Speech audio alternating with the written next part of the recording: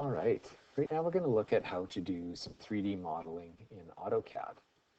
Now, what most people are probably going to do is if you have the Autodesk suite, when you go to do 3D modeling, you would head over to Inventor, being that that is Autodesk's software platform that is designed for 3D modeling. However, some people like to work in AutoCAD, or if that's all you have as an option, you can still do 3D modeling in here. To get into 3D modeling, we're going to go down to the bottom. We have a little workspace switching button down at the bottom. We're going to click on that. And it's normally set to drafting and annotation. And we're going to switch that to 3D modeling. Now we're going to get a whole bunch of different tools up here at the top for the 3D modeling world.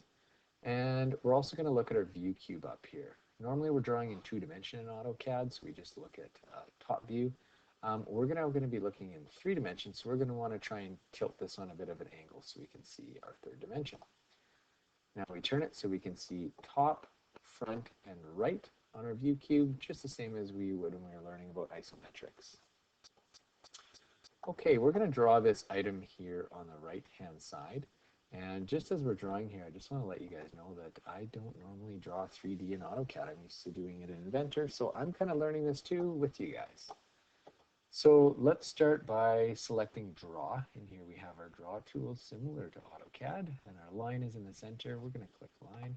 And just like what we did in 2-dimensional drawing, we're going to shape out basically a 2-dimensional image of what the bottom footprint of this object would look like. So I'm just going to pick an arbitrary starting location, and it's a pretty small object. So I'm just going to zoom in a little bit to get us started. There we go. And we're going to be going at a distance of 1.5 here. Let's go in a little further. And now we're going to set to 90 degrees, lock it in, and we're going to go 1 unit across. And we're coming out 0.5. And 0.5. We're going to go back up at 180 degrees, and that's going to be at 2 units. And then lock it in like that. Okay, now what we've done is we have created this footprint, and all of these endpoints connect to each other. And when we've done that in 3D modeling, what we call that is a surface. So we're going to go up to take this surface and make it 3-dimensional. And when we go to do that, there's a few ways you can do it. In Inventor, I know I use the extrude option a lot. In AutoCAD 3D, I'm going to be using press pull. There are some slight differences between these two. So if we select press pull, it now says select object or bounded area. So we've created a bounded area with these lines, and we have this surface. When we hover over in between, we can see all those blue lines light up, saying that this is the surface that we are selecting. So once we click on that, it then asks us how high do we want to push pull this. Well, we want to bring it up 0.5 units. And now we have our set height. Now, right now we're drawing in 2D wireframe. So you can switch to other options. We're just going to be modeling in 2D wireframe, and then we'll look later at conceptual as well. So now we're going to draw on this top surface, which is kind of how you do it in Inventor. I think some people in AutoCAD 3D maybe draw all along the bottom surface, then extrude and push pull, but we're going to draw on this top surface. And what we're going to do is create this next rectangle here.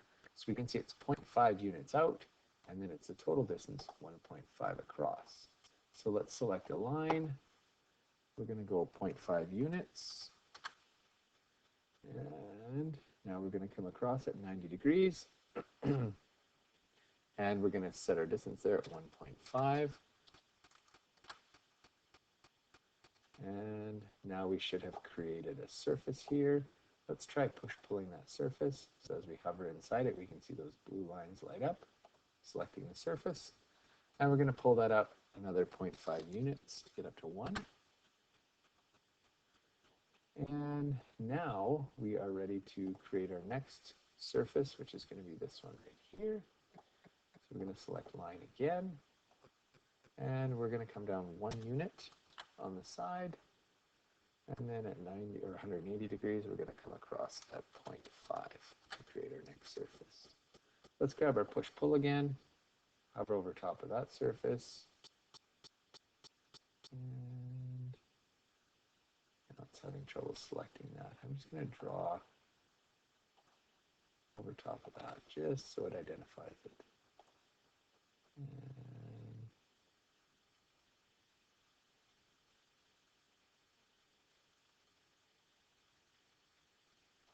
this would not be a problem in Inventor, just so everybody knows.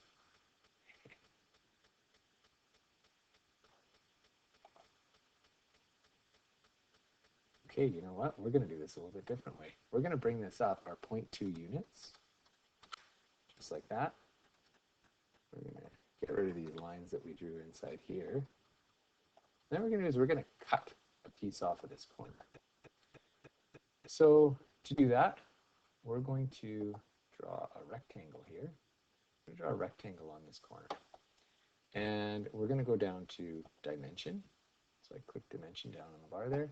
And it first says specify the length. So our length is going to be running in this direction here, which is going to be 0.5. And then it says our width, which should be our depth. And that is also going to be 0.5. Okay, so we now have created a rectangle. Oh, I think I hit escape. Let's do that again. Rectangle. Let's go dimension 0.5 and 0.5 again. And now it's asking which direction we want to go. So we could select our direction. We want to go this way. And now we have our rectangle. And now we should be able to cut that out. So what we're going to do is we're going to push-pull that down, the surface here, downwards. And that's going to be 0.2 units. Just like that. Now it keeps our little sketch up here. We can get rid of that. And now we have used our cut tool to remove that. So it's a little bit different way that I was planning on doing it, but that works to get our final product.